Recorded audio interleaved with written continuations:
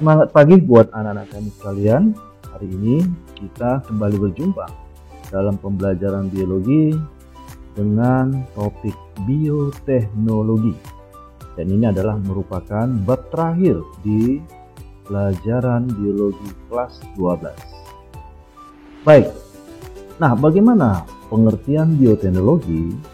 Bioteknologi itu adalah salah satu cabang biologi yang khusus mempelajari bagaimana penerapan atau teknologi untuk memampatkan aktivitas makhluk hidup dalam menghasilkan suatu produk. Itulah pengertian bioteknologi. Jadi ini adalah salah satu cabang biologi, dan ilmu biologi ini adalah ilmu terapan.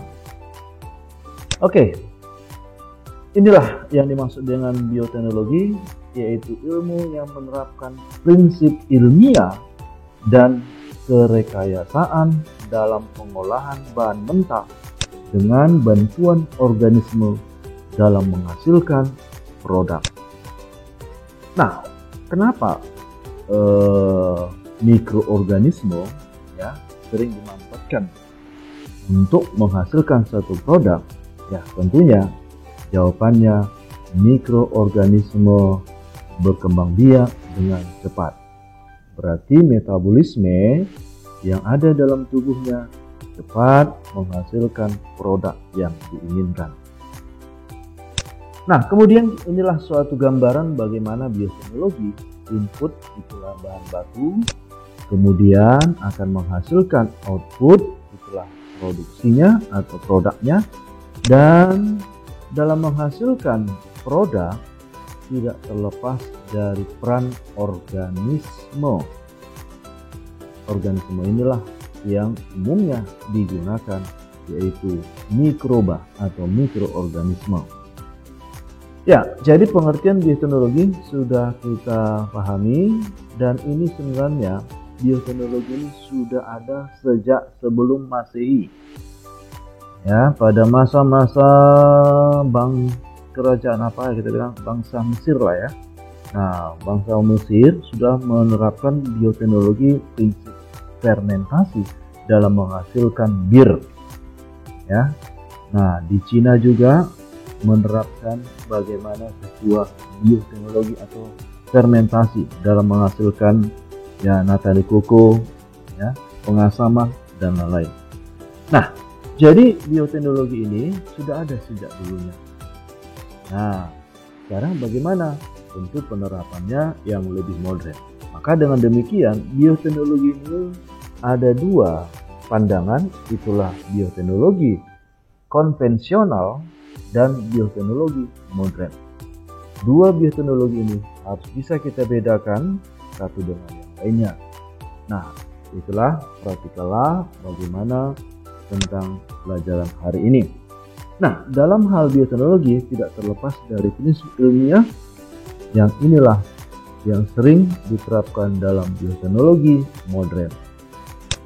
Baik, sekarang kita perhatikan suatu video mengenai tentang bioteknologi.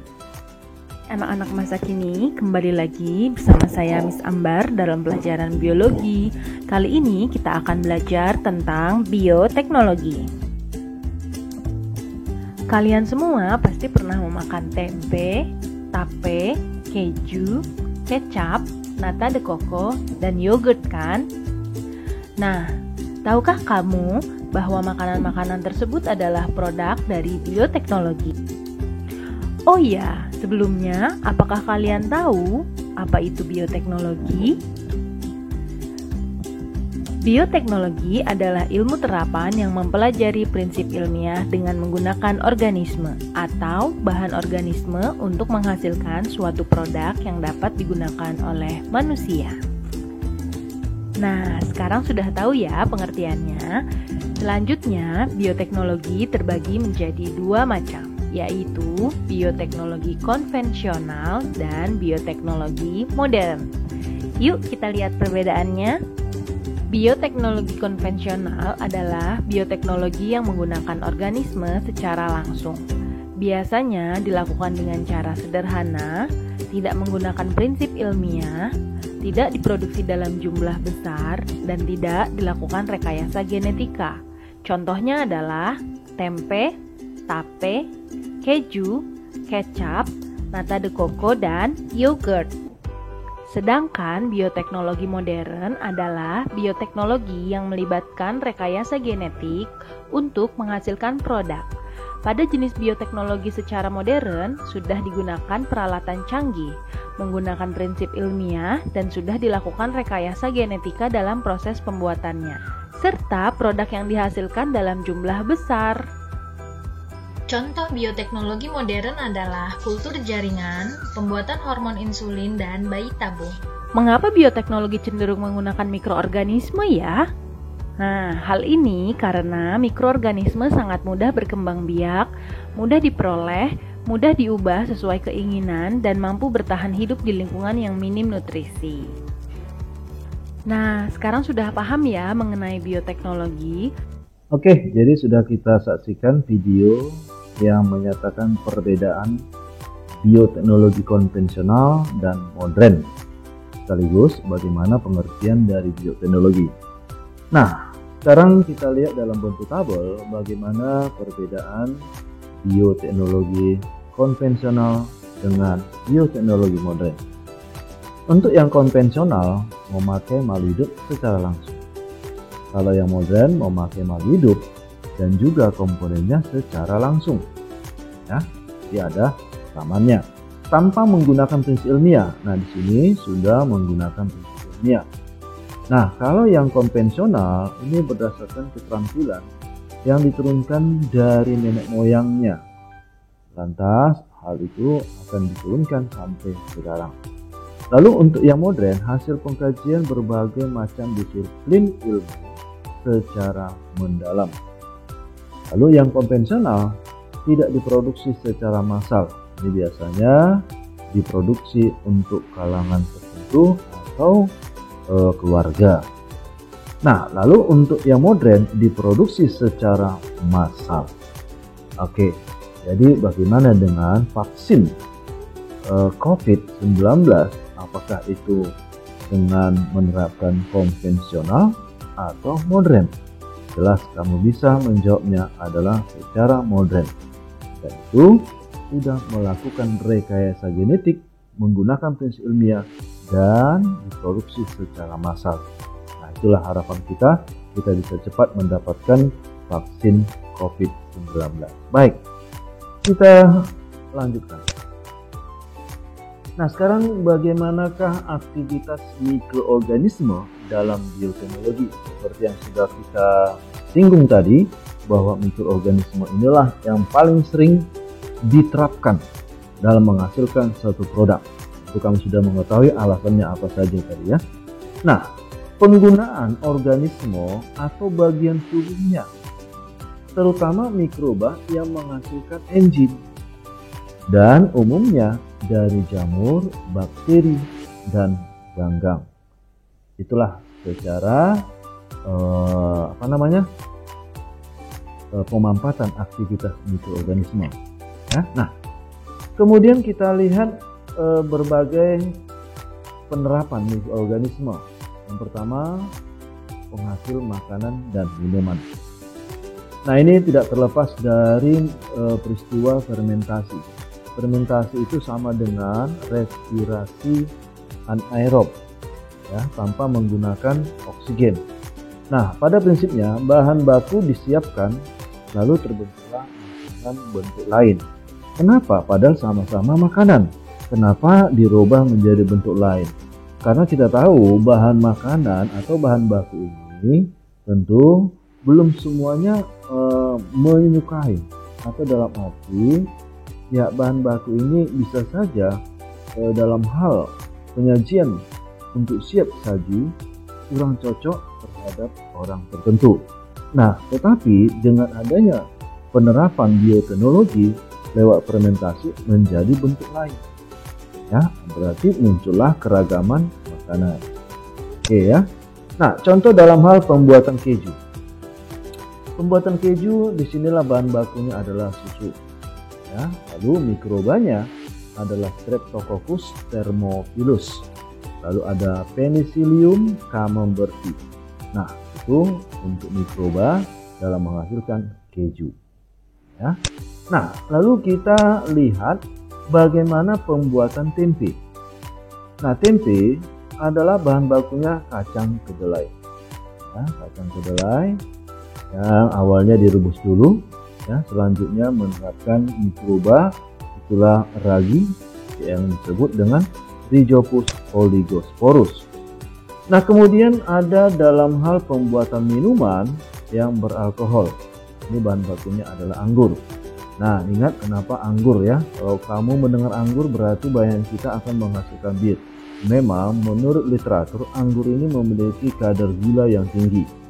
Ya, kadar gula yang tinggi, makanya sering digunakan dalam penghasil alkohol. Ya. Nah, kemudian mikroba yaitu Saccharomyces species, ya, yang menerapkan perubahan anggur menjadi alkohol lewat peristiwa fermentasi. Nah, kemudian pembuatan yogurt. Nah, bahan bakunya adalah susu yang diasamkan. Nah, sedangkan mikroba yang terlibat adalah Streptococcus thermophilus, lalu Lactobacillus bulgaricus. Nah, kami harapkan kalian bisa mengingat beberapa mikroba dalam hal perannya menghasilkan produk. Seperti pembuatan tempe siapa, lalu pembuatan anggur mikrobanya siapa, lalu pembuatan yogurt mikrobanya siapa, ya. Oke. Nah, sekarang yang D. Tadi kan menghasilkan makanan. Nah, sekarang mikroba penghasil protein. Nah, mikroba yang menghasilkan protein yang disebut dengan penghasil sel tunggal atau penghasil protein sel tunggal, atau dikenal dengan sel, ya, single cell protein, ya. Ini SCP adalah single cell protein. Nah, contohnya adalah spirulina. Ya, spirulina ini adalah dari kelompok ganggang biru. Mana ganggang biru ini, ya, termasuk dari kelompok cyanobacteria atau cyanophyta. Nah, lantas kita lihat di sini ada jenis Cnidesmus sp, nah, kemudian Chlorella sp. Nah, kalau dia Cnidesmus itu adalah kelompok dari ganggang hijau. Begitu juga dengan Chlorella. Oke. Nah, lalu ada Saccharomyces, ya, Saccharomyces cerevisiae, ya. Ini ada juga Candida utilis, ya. Lalu ada Fusarium sp, ada Methylopilus methylotropus. Ini biasanya digunakan dalam pembuatan pakan ternak, ya. Nah, jelas produknya atau aktivitasnya bisa bermanfaat bagi manusia. Baik. Nah, sekarang bagaimana dengan protein sel tunggal itu? Ternyata tidak selalu bersahabat dengan tubuh, apalagi pada manusia. Nah, apa kelemahannya? Kelemahan protein sel tunggal antara lain yaitu kandungan asam nukleiknya terlalu tinggi. Nah, sementara manusia bila mengkonsumsi protein sel tunggal berlebihan, maka asam nukleat akan terakumulasi sehingga menimbulkan gangguan pencernaan maupun ginjal serta kulit. Ya, gitu ya. Nah, lalu kita lihat dulu bagaimana teknik dalam pembuatan alkohol, ya, yang dihasilkan lewat peristiwa fermentasi dari tape singkong. Ya, baik. Jadi sudah kita melihat bagaimana proses pembuatan tape. Ya, pembuatan tape ini ternyata sederhana. Dimana awalnya ubi atau singkong direbus dulu, baru diberikan ragi. Ya, dan kemudian setelah merata barulah dimasukkan ke dalam satu wadah yang dilapisi daun, lalu ditutup rapat. Nah, lalu akan menghasilkan alkohol dan jadilah tape. Ya, nah itulah untuk pembuatan tape. Jadi, andai kata kamu ada niat untuk membuat sendiri, ya silakan saja. Oke ya. Nah, sekarang kita teruskan. Yang C adalah peran mikroba menghasilkan zat organik, yaitu penghasil asam amino, ya, seperti asam glutamat. Itulah yang dikenal dengan monosodium glutamat. Ini adalah sebagai senyawa organik untuk menambah selera makan. Lalu mikrobanya adalah Corynebacterium glutamicum, lalu Brevibacterium flavum. Ada lisin, yaitu makanan suplemen ternak. Nah, di sini melibatkan mikroba Corynebacterium glutamicum. Ternyata ada kesamaan dengan penghasil asam amino dengan lisin, ya, sama-sama mikrobanya. Oke, kemudian adalah pembuatan asam cuka. Jadi bahan bakunya adalah alkohol. Nah, dari asam cuka menjadi alkohol, ya, itulah juga hal yang sama untuk fermentasi. Lalu mikrobanya Acetobacter aceti. Nah, sekarang kita teruskan dalam menghasilkan asam sitrat. Ya, asam sitrat ini, ya, pemberi rasa campuran es krim, antioksidan, lalu pembuatan deterjen dan lain. Karena mikrobanya adalah Aspergillus niger, itu golongan dari jamur dari Ascomycota. Lalu ada mikroba yang khusus menghasilkan enzim seperti amilase, selulase, lipase yang difragmentasikan oleh Aspergillus niger. Lalu ada yang menghasilkan vitamin, ya, vitamin B12 contohnya, yaitu peran dari Pseudomonas denigrans. Ya. Nah, sekarang coba kita perhatikan suatu video tambahan lainnya. MSG, monosodium glutamat, atau yang sering kita kenal dengan sebutan micin, adalah penyedap rasa yang kabarnya dapat menyebabkan seseorang menjadi bodoh apabila mengkonsumsinya. Hingga ada istilah kata terlalu banyak makan micin jika ada seseorang yang memiliki daya ingat yang lemah. Namun, kebenarannya tidak seperti itu, teman-teman. Selain sebagai penyedap rasa makanan, micin memiliki segudang manfaat seperti mengurangi konsumsi garam, meningkatkan produksi cairan lambung, dan lainnya. Micin dibuat dengan bahan makanan biasa yang tentunya sangat aman untuk kita konsumsi sehari-hari. Mari kita lihat proses pembuatan MSG atau yang dikenal dengan monosodium glutamat. Pertama, pemilihan bahan baku.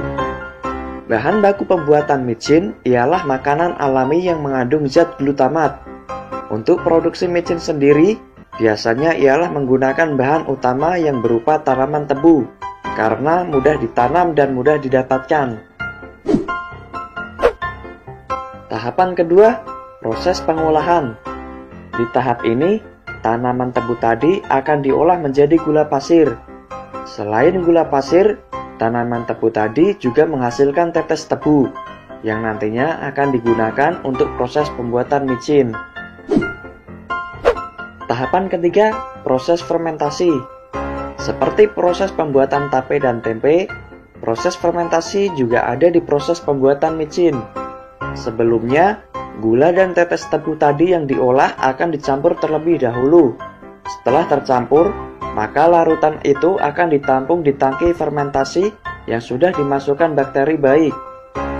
Bakteri baik inilah yang akan mengkonsumsi campuran gula dan tetes tebu hingga menjadi zat gizi glutamat.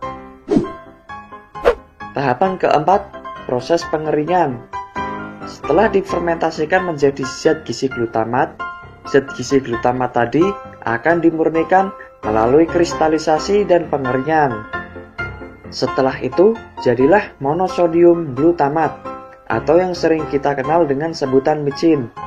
Micin inilah yang selanjutnya akan dicek kualitasnya dan akan dikemas untuk digunakan sebagai bahan tambahan penyedap pada masakan. Begitulah proses pembuatan micin. Dalam takaran yang benar, ternyata micin sangat berguna bagi tubuh manusia. Jadi tidak ada lagi anggapan bahwa mengkonsumsi micin dapat menurunkan daya ingatan ya teman-teman.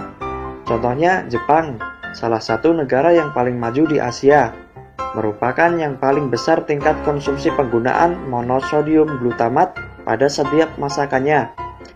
Jika ada seseorang yang bodoh, itu karena seseorang itu tidak pernah mau belajar, ataupun memang memiliki daya ingat yang rendah, bukan karena micin.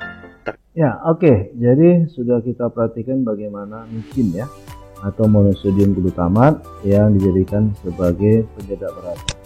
Jadi mungkin pernah kamu dengar istilah bahwasanya micin itu menyebabkan kebodohan. Ya, jadi tadi sudah kita lihat apa alasannya dan ada perbandingannya dengan negara-negara yang mengkonsumsi monosodium glutamat. Baik, sekarang kita teruskan bagaimana mikroba dalam menghasilkan obat. Nah, seperti pembuatan antibiotik. Ya, antibiotik yang kita kenal ya, salah satunya adalah penisilin. Nah, penisilin ini peran dari aktivitas mikroba yaitu Penicillium notatum dan Penicillium chrysogenum adalah golongan dari jamur. Nah, kemudian ada cephalosporin oleh Cephalosporium, streptomycin oleh Streptomyces griseus. Ya, itu adalah suatu bioteknologi dalam menghasilkan obat atau dalam pembuatan antibiotik. Nah, lalu ada pembuatan vaksin. Nah, vaksin adalah bibit kuman yang telah dilemahkan. Nah, berupa toksoid bakteri dimasukkan dalam tubuh sehingga akan menghasilkan suatu produk, itulah namanya antibodi. Nah, seperti halnya vaksin hepatitis, ada vaksin polio, BCG, DPT, dan lain-lain. Dan sampai saat ini vaksin baru itulah vaksin COVID-19. Nah, lalu dalam pembuatan interferon, apa itu interferon? Kita lihat pengertian interferon adalah berupa senyawa organik glikoprotein yang disekresikan oleh sel hewan vertebrata akibat rangsangan biologis seperti virus, bakteri, protozoa, atau senyawa lainnya. Artinya, jika ada benda asing, baik itu virus atau mikroba lainnya, disinilah akan menghasilkan suatu zat protein khusus namanya interferon. Jadi kalau tidak ada mikroba ini, maka tidak akan ada interferon. Nah, oke ya. Sekarang kita lihat bagaimana contohnya. Kita perhatikan dulu video berikut. Harus segera ditemukan vaksin melawan virus. Biasanya perlu beberapa tahun untuk mengembangkan vaksin, tetapi Oke, jadi seperti itulah bagaimana pembuatan vaksin ya. Yang pada saat ini memang gencar-gencarnya negara-negara maju untuk membentuk vaksin. Nah, termasuklah Indonesia, yaitu vaksin Nusantara, vaksin merah putih. Nah, akhirnya nanti vaksin akan terbentuk secara massal. Namun seperti keterangan tadi, adanya vaksin bukan berarti kita bebas terhadap COVID-19, makanya tetap kita waspada dan tetap mewujudkan itulah kebiasaan normal. Terus selalu memakai masker, mencuci tangan, dan jaga jarak. Oke, jadi memang dalam pembuatan vaksin ini agak lama ya, bahkan bisa mencapai ya waktu setahun bahkan lebih ya, karena dalam hal pembuatan vaksin ini banyak langkah-langkah yang harus dilalui. Sampai uji ke binatang dulu, baru ke uji manusia. Itulah yang kemarin ada beberapa relawan yang mau dijadikan sebagai uji coba terhadap vaksin. Dan ternyata lewat sudah, dan akhirnya sudah dipublikasikan dan disetujui oleh WHO. Dan sebagian dari populasi manusia sudah mendapatkan vaksin COVID-19. Oke, jadi kalau kalian bagaimana? Nah, usia kalian mungkin masih 17 ya. Nah, jadi belum ya, mungkin tahun depan. Nah, barulah bisa mendapatkan vaksinnya. Oke, sekarang kita lihat bagaimana mekanisme dari interferon. Nah, inilah interferon tadi. Kita lihat di sini ada dua sel, ya, sel 1 dan sel 2. Sel apa ini? Itulah sel vertebrata tadi. Ingat pengertian dari interferon. Ya. Nah, awalnya adalah virus yang dilengkapi dengan adanya asam nukleat virus. Ingat, asam nukleat virus hanya satu macam. Kalau nggak DNA, ya RNA. Nah, kemudian dia memasukkan asam nukleatnya dan selanjutnya dia akan melakukan replikasi, ya, dengan cara masuk ke dalam inti sel. Ya, lalu inilah produknya berupa DNA. Dan kemudian dia melakukan replikasi atau memperbanyak dan langsung membentuk bagian tubuhnya. Maka muncullah virus baru, berkeluaranlah dari dalam sel. Nah, sebagian materi genetiknya atau asam nukleatnya atau DNA yang sudah terbentuk di dalam inti sel ini, nah di sini nanti akan menghasilkan molekul interferon. Ya, inilah produknya. Jadi yang menghasilkan molekul interferon ini sebenarnya bukan virus, tetapi sel pertama atau sel hewan vertebrata. Ya, kenapa? Karena kan virus tidak memiliki organela selnya. Jadi yang dia miliki berupa mesin pencetaknya, dalam arti cetakannya lah, materi genetik. Sehingga sel ini menghasilkan protein. Inilah yang disebut dengan protein interferon. Dan kemudian protein interferon ini akan keluar dari sel ini, dan selanjutnya inilah interferon yang akan diberikan ke sel yang kedua, dan sel yang kedua ini pun ya berupaya untuk memperbanyak materi genetik atau masuk ke dalam inti sel, dan produknya itulah yang disebut dengan protein antiviral, memblok reproduksi virus. Artinya ketika sudah terbentuk di dalam sel 2 ini masuk virus yang sama, maka dengan sendirinya akan diblokir oleh produk interferon. Ya, nah itulah yang dimaksud dengan interferon. Jadi interferon ini jika ada agen yang masuk awalnya dulu ke dalam sel, sehingga sel inilah nanti akan memproduksi produknya. Ya, jadi ibaratnya kayak virus ini menghasilkan suatu zat yang akan memblunderkan dirinya sendiri. Tapi itu tidak terlepas dari kecanggihan dari teknologi, yaitu penerapan bioteknologi. Ya, nah sekarang kita lihat mekanisme interferon melawan virus. Ya, yang A, virus menginfeksi sel sudah ya. Lalu yang B, gen interferon di dalam sel teraktifkan. Lalu yang C, sel membuat interferon. Yang D, interferon memasuki sel tetangga yang sehat.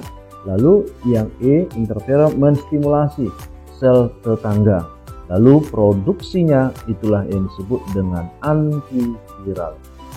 Ya, jadi antiviral inilah yang dimanfaatkan untuk mencegah virus yang sama.